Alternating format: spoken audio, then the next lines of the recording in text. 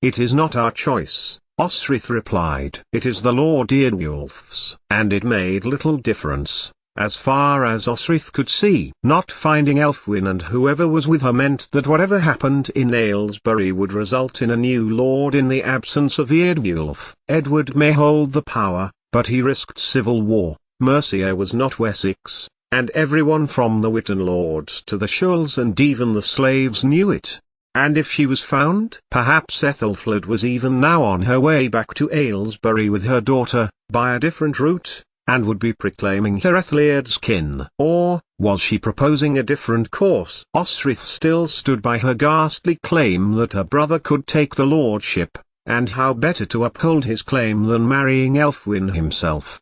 Ahead of them, 2 days later, and signs of people on the move by foot were starting to reveal themselves. The poor, of course, always travelled by road, but there seemed a regimented order of disturbances. Fires, long dead and scattered to try to disuse them, were often not far away from shelter and water. People were travelling north in an organised fashion. Eardwulf knew this, and Osrith had to admit the man had been right. So what would happen when they found them? A fight, of course, and Osrith began the process of steeling her mind of emotion as she thought of a possible future confrontation between her men and her brothers. Stealth would be a better prospect, she advised Eardwulf when they next stopped for their horses. But the man shook his head. "I have seen you fight, Osrith," he said, firmly. "Why else would Miral have suggested you and your men?" Osrith smiled, with satisfaction. So she had been right. Miral had been in alliance with Eardwulf for the sake of independence. Did he support Eardwulf in his claim? Miral was no fool,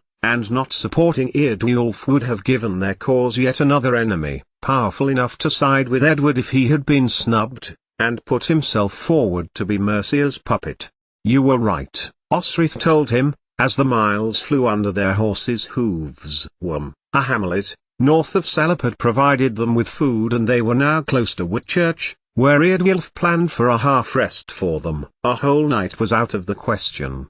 He explained to Osrith, if they had Elfwin with them, the girl would need rest, and he needed to gain an advantage on their head start. And 5 days after leaving Saltwick it would seem that the Mercen commander's strategy had paid off, for a group of riders appeared on the horizon. At first, Osrith thought that the group was coming toward them, and hailed her men be alert. But they were closing in for a different reason. Eardwulf and his guard were closing in on the riders, not very quickly, it had to be admitted, and if Finan was with them, Osrith considered, he would certainly have seen them by now. Which is why Osrith suggested a sleight of hand. She and 2 others would split off and take a path through the trees, overtaking Elfwin, if indeed that was whose riders they were, and turning to head south. The riders would then be between Eardwulf and Osrith, and would have to slow down and meet them. Especially if Osrith did not reveal herself immediately, this would give them the advantage. Elfkin and Eglfrith rode with her. Elfrith had proposed accompanying Osrith, and it was only after they had left,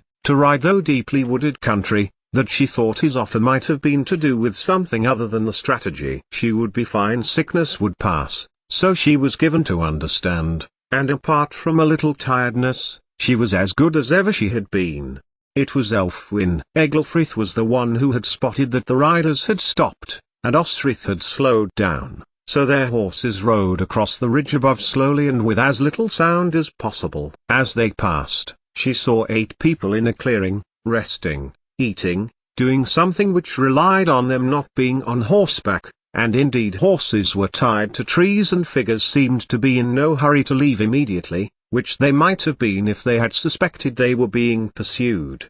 As they passed onwards and overtook them, Osrith peered down, trying to see who else was in the clearing. 5 adults, Osrith discerned, 6, perhaps, and 2 children, one of whom, Osrith could tell, with bright, fair hair, as being Elfwin. Though she had never met the girl, the child, of maybe 11 or 12, had the same stance as her mother, long-limbed and tall, and she moved as Ethelred did, long strides, as if she was in charge of all of the people with her. Which indeed she very well might be. And Osrith's suspicions were confirmed about her retinue as they followed the ridge east, before it headed north again, and she glimpsed, in his finery, her brother Onlyutad would go on a rescue mission dressed in his arm rings and war armor, though his helmet was on the ground now, and being inspected by another small figure, another child, Osrith guessed.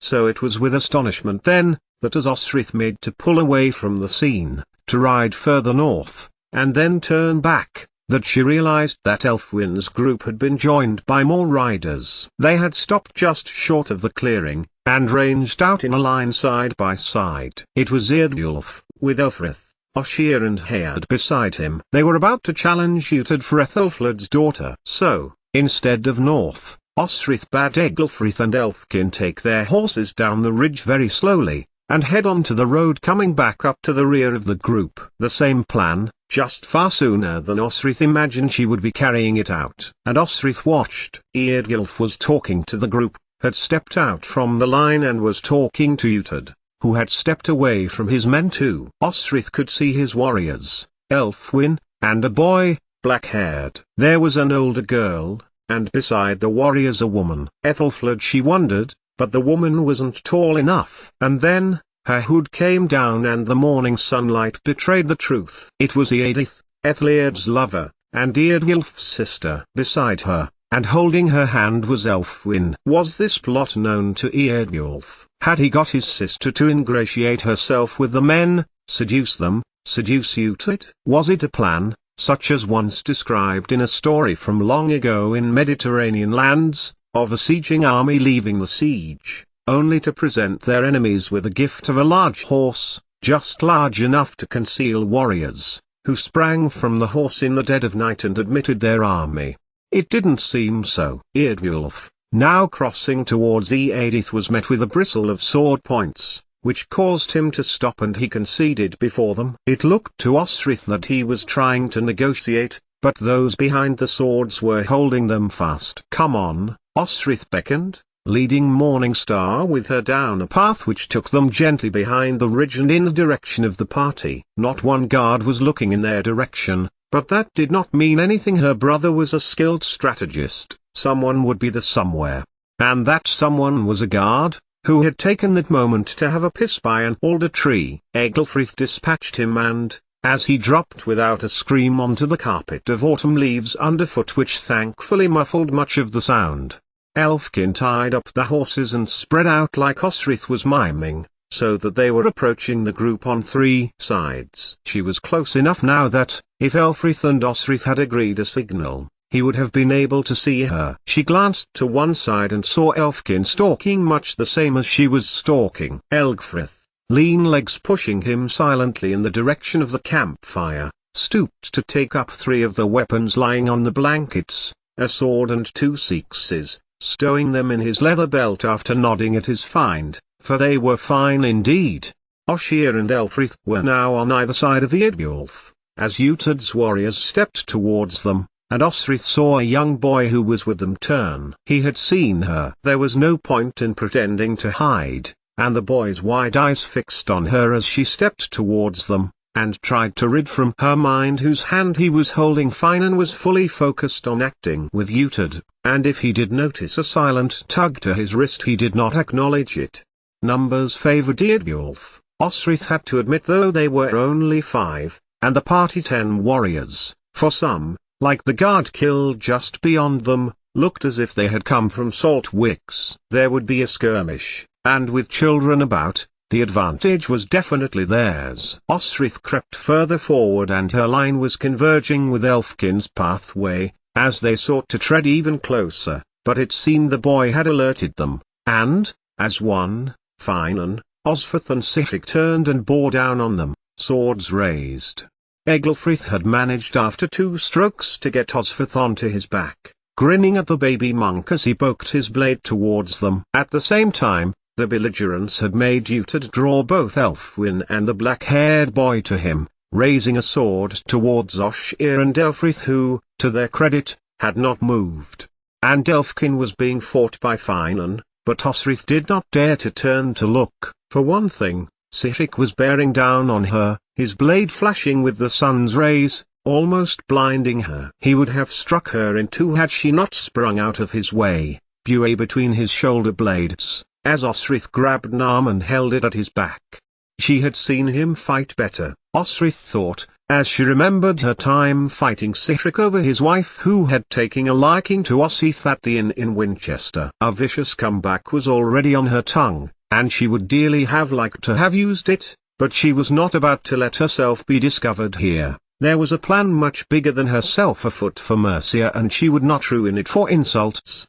"You will not keep the girl from me," Eardgilf was saying. "Look, my men have bettered yours. We are prepared to walk away with the Lady Elfwin, as were her father's wishes." "It is true," Elfrith added, "the Lord Ethliard did indeed approve the match." A lie, Osrith thought, but a relative one. Better the girl to be taken with Eardgilf rather than whatever plot this was that would take her north. Far better to scupper Ethelflaed's plans. But then, someone stood between Uhtred and Eardgilf. It was Eadith, and, to Osrith's horror, she heard the Lord Eardgilf's sister accuse Eardgilf of murdering Ethliard. It was then she knew, as cold, hard anger flooded over her like a waterfall in the depths of winter. Eardgilf had been playing them for a fool, letting them accompany him, get them away from Aylesbury. His first act as lord, once solemnized, no doubt, would be to execute them all for treason. Osrith held Bué close to Cihric, who struggled under her hold as she watched the scene closer. Eardgilf was accused of not only murder but stealing the ring of Mercia's lords and king right back to Penda. "If you do not believe me, look in the pouch that he carries around his neck," Eadith demanded. And Eardgilf did not stop his captain, Hayard, from taking it from him. Perhaps Eardgilf expected Hayard to lie as the young man felt inside the leather pouch, that he commanded loyalty for Mercia, that it was a fait accompli that he was lord already. But out came the huge emerald, which must have been traded and traded again before it ended up in that middle kingdom of Britain and placed into a setting for the ruler of that land, and it suddenly made sense to Osrith. Of the heir, Elfwin, in this case have the token of rule, the ring, of a weak lordship and an empty throne, and all that was needed was a man seemingly willing to meet all the criteria. Except that he hadn't. For, when Hayard threw the ring towards Eadith, it was then that Eardgilf struck, running his sword so forcefully through his captain's frame that the blade came through him again. And it had been that, for Osrith, odious man that he was, she could never have countenanced that he would take such casual revenge, and she pushed Cihric out of the way and ran to him, thrusting Bué through the man's neck, screaming her rage as she did so.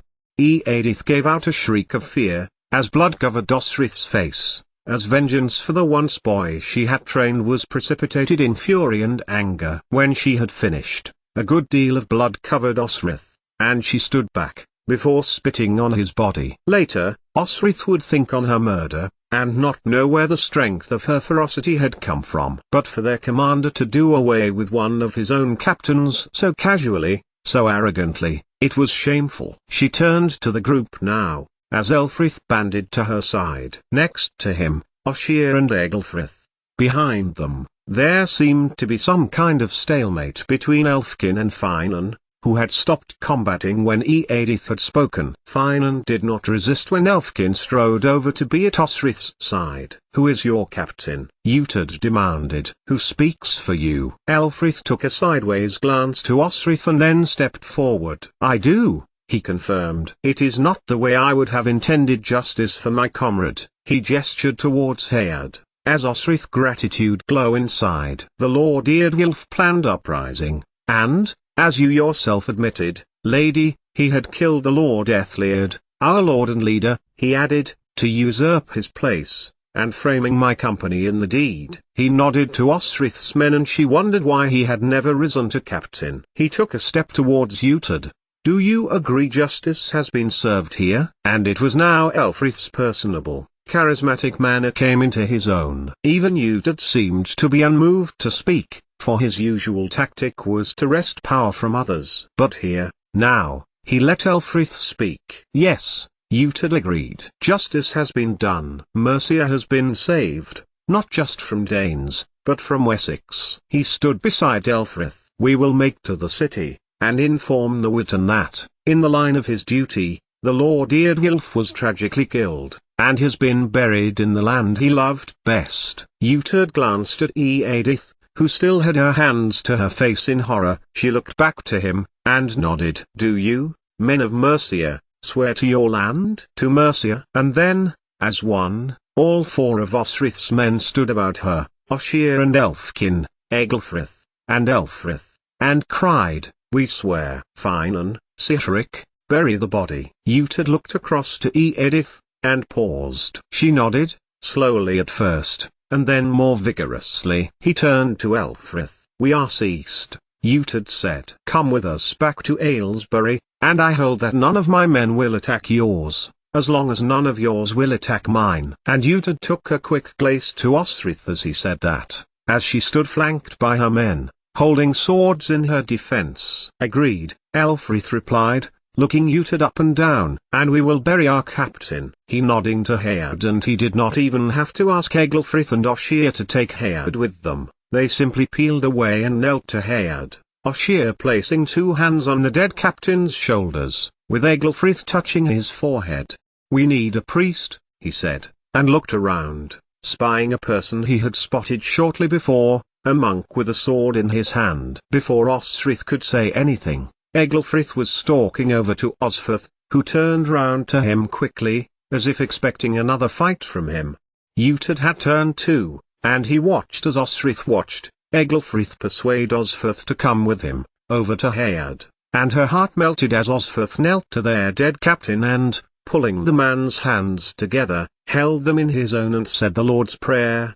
What was his name? Osferth asked. And Egelfrith told him, May your servant Heard sit with you, O Lord, in peace for all days eternal. And then he stood, and watched as Ossier began to dig a grave right there beside Heard. Osrith turned away. If it had not been Eardwulf for his cowardly, self-satisfied, casual disregard for everything, even basic humanity, Osrith felt that, really, she would have flown at her brother. All hatred and bile and anger she felt came out, released in an instant by another lord paying the price for his own betrayal of his men. They settled to camp for the night in that clearing, Elfkin and Ossier taking the first watch around the section of land where they would rest for the night. A natural rise of land separated Osrith's men and Uhtred's, and no doubt her brother would post guards of his own. She could not help it, having got the campfire going herself, and having Elfkin raid their horses' panniers for the food they had liberated from Saltwick. Osrith then made an attempt on Rabbit,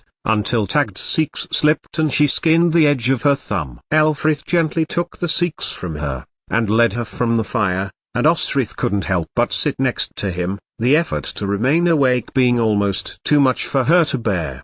Egelfrith managed the rabbit, and had managed to find another, and Osrith watched as he expertly boiled the flesh of the animals, the smoke from the wood fire curling parallel with the trunks of the ash trees and filtered its way into the canopy of trees above. Why you? Elfrith asked her, as she leaned against a tree. It was surprisingly comfortable, but she leaned from it as her deputy sat beside her. Why did you choose to do it out of all of us? Because I am not a true mercen, Osrith said. None of you could see Eardwulf as anything other than a lord. And when you return to Aylesbury, none of you have to bear that guilt. It is not my fight. It's his. She looked across to Uhtred as he sat with his men. No guilt he for murder, as the children dozed around him. No guilt for her imprisonment, her torture. She watched as Elfrith looked over to the camp again, and she followed his gaze, over the young children, the boy nestled beside Osferth, the girl asleep beside Chiora. They must have all been with Elfwin, wherever she had been hidden, and her guess that the boy was Ethelstan, Edward's eldest child. How it seemed like only yesterday when Edward had enthused on the flush of his first love, Ecgwin, Ethelstan's mother. Beamflout was being fought for. Ethelfled was only a girl in her first flush of marriage. Where was she now? Osrith did not know. Did she know of her husband's death, of his murder? It was why she could not flee north, as she wanted to, with more than enough intelligence to satisfy Constantine. If she did that, her men, these good men of Mercia, would be blamed for both Eardwulf's and Ethelred's deaths. And her eye lit on Finan, happy in his rest, as he ate and drank, and laughed with Sihtric, and watched, too, that he got to his feet and ran his hand through his hair as Edith crossed to them. He leaned towards her as she spoke and, to Osrith, she did not look like a woman that was now particularly concerned that her brother had been murdered. She drew her eyes away, not quickly enough, however. Not quickly enough not to see the man that she loved in the whole world place a tender hand on Edith's shoulder. When she looked back to the fire, and Egelfrith still tending the supper, she turned her head slowly back to Elfrith. "My brother is the best chance Mercia has of independence from Wessex," Osrith concluded. "He will hold Edward to account, and heal the rift. Plus, he is half Mercian too, through his mother. He has a blood claim, as well as a moral one." "Your brother?" Elfrith's face betrayed confusion, and Osrith nodded towards Uhtred. "My brother," she emphasized. "My kindly, generous, just brother, who," she broke off, and gripped Bue's hilt.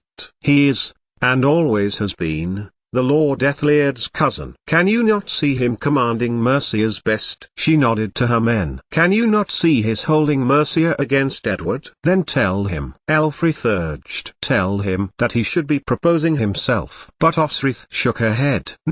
Osrith shook her head, no longer afraid to tell anyone about her time past, in that woe-begotten land of Wessex. "I do not trust myself, not yet. It was only by a fraction that my will drove me to Eardwulf this day." "I saw his hand," he replied. "I staked him to a guard table with a spear, for he was dead drunk that night," Osrith replied, then turned from him, and leaned against the ash tree again. She felt the leaves crunch beside her, and she turned her head, watching Elfrith cross their camp and appear at the higher ground before Uhtred's. "Captain," Elgfrith said, and handed Osrith a cloth, in which was wrapped a rabbit leg. He handed her a skin containing water, then nodded to her. "You were brave today, Captain," Egelfrith said. Osrith gave him a thin smile. She had not been. It should be her, now, at a neutral meeting place, forwarding the idea she had long had to Uhtred's face. "Should I have done it, Egelfrith?"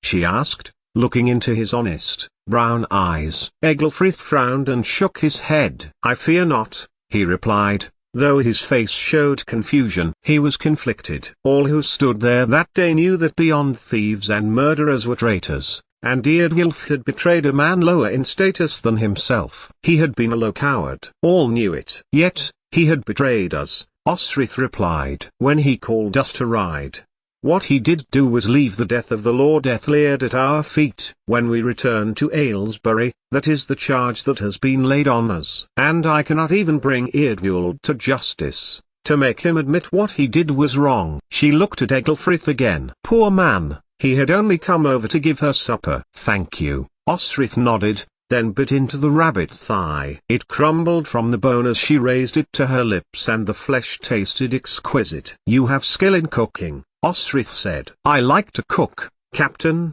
he replied. "My mother is a cook with the royal household. She taught me." Osrith glanced at the movement by the trees, and Oshir approached them. "Then I will not detain you," Osrith said, stiffly as she cast an eye over to Elfrith again. If anyone could be an ambassador to her brother it was Elfrith. Then, she watched him return to their own camp. The Lord Uhtred has said their plans had now changed, and they were returning to Saltwick in the morning, for somewhere where Elfwin may be safe. "Her mother's estate," Osrith replied, grimly. "Indeed," Elfrith replied, "and we are to swear loyalty to her, as the Dowager Lady of Mercia." "You may," Osrith thought. "I will not." "And of my plan?" She caught Elfrith's expression. "He will be loyal to Mercia, that I know." "It is not that," Elfrith replied. "He has said that you must submit to trial for the death of the Lord Eardwulf." And that made Osrith get to her feet. Tired, both in her body and mind, she stood and faced Uhtred's camp. "You do not need to do this, fly to Alba." But Osrith turned to him, sharply. "I will do no such thing," Osrith replied, hotly. "I swore to Mercia Ethelred was as much my lord as anyone, though he was dissolute and lazy." She craned over to see if she could see her brother, over at his camp, but could not see him from her vantage point. "So, you will fetch him," Osrith said, and saw Elfrith's face. "Please." And so her friend crossed the camp again, finding Uhtred, who was in conversation with Athelstan, as Osrith followed. Had he not recognized her then? The thought drifted into her mind as Elfrith stood before her brother. One look in her direction and Uhtred stalked across to her. "You wish to speak, so your captain said," Uhtred said. There was a sneer in his voice and a mocking leer, and Osrith withdrew her sword, thrusting Bué into the soil before them. Serpent breath joined Bué, and it looked as if the two weapons were facing off to one another. "I am their captain," Osrith corrected him. "Elfrith speaks as my deputy, though he temporarily took command of the division, as you saw." She turned to look at him, and saw that beside Elfrith her men were ranged, watching them. "I will submit to trial, if that is what is needed," Osrith continued, waiting for Uhtred to recognize her, to fly at her, for what she had done to him at Bibbenberg, for the Scottish plot that had delayed his siege, that had likely caused his failure to capture the prize he held most dear, for burning the deeds that proclaimed him lord, for thwarting him on many, many occasions. Thankfully, it was dark enough that Finan did not see her, and she made sure she had positioned herself away from the camp. Unlike her men, Uhtred's warriors were not ranged behind him. "It is I said," Uhtred replied, simply, then made to withdraw his blade. "Over." And Osrith smirked inwardly. It would mean he would have to speak, too, and he would not wish to have to justify himself to the Mercian lords over why he was in fleeing with Lord Ethelred's daughter and King Alfred's grandson. "Then my men, who are wholly innocent," Osrith reminded him, "will be condemned in my stead." Eardgilf set them up to take the blame for Ethelred's death. She looked at Serpent Breath. 3 times now Bué had lived up to her name and had claimed victory over the snake. She could pick her up again and fight her brother for a 4th time. She stepped closer to Uhtred. "Do what you will on my account, but let it be known at the Witten that they are not to blame." She waved her hand towards Edith, his sister, proclaim what she saw. If she saw, others might have. "It will not be on my account that they suffer. I am their leader." It was clear to everyone here that I take responsibility for Eardgilf's death. Uhtred looked at her for a moment. Still no recognition, Osrith thought. Had she changed so much? "I have no influence," Uhtred scorned. "Though I say, here and now, it is over." "And my men wrongly maligned?"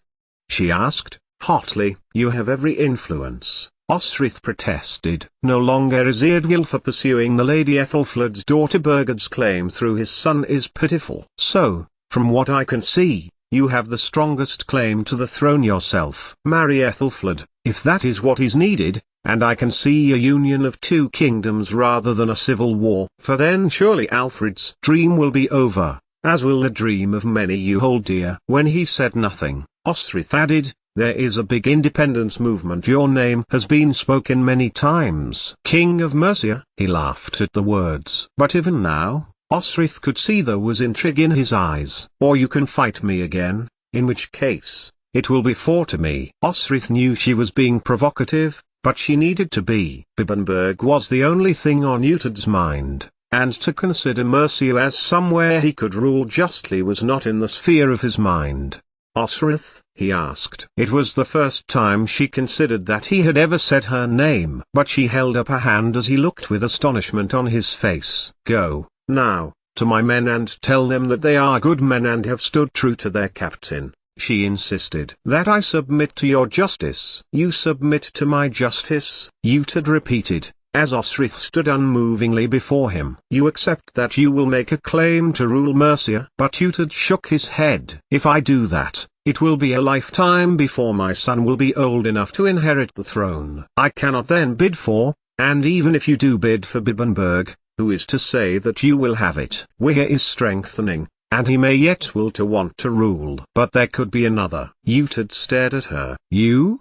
Do you think I am in Mercia for a sightseeing tour?" Uhtred laughed, despite himself. "These men are innocent, of both Eardgilf's murder, and of Ethelred's murder. Even if I did come before the weak and disunified lords that make up Mercia's Witten, I would not be listened to. And ever, Edward would strengthen and invade." And what she was about to say appalled her, even in her own mind. "If you have any remorse for what you did to me, what you allowed that man to do to me, You will claim the throne for yourself. Abdicate at a time that suits you, when another strong leader shows up. But do not abandon the country for vanity." This time it was Uhtred who was lost for words. He stood before Osrith and stared at her. Then, he took a step towards her. Maybe now, maybe after all of this, now was the time he was going to lay a path for peace between them, reconcile after all that had gone between them. But he did not. Instead, he put his hand to serpent breath. "You are here on behalf of Constantine?"